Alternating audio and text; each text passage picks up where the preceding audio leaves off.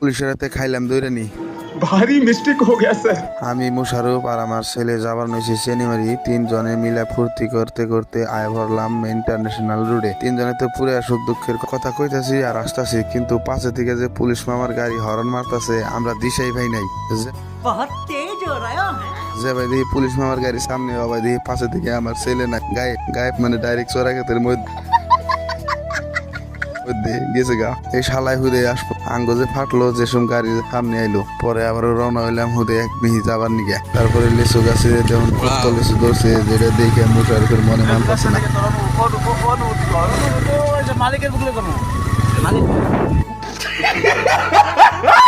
এই লোকেশনটা ভালো লাগলো, তাই মুশারফে পেলাম একটা ডায়লগ দিয়ে।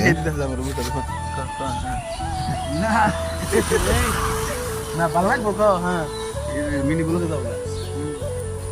পুরুষ তখনই বারো নারী, পুরুষ তখনই বারো নারীতে আসক্ত হয়। আমার তেমন নাই। দেহনতি আমার কি ডায়লগ দিল। পরের সেট রিলস শুট করে আয়া পড়লাম বাড়িতে।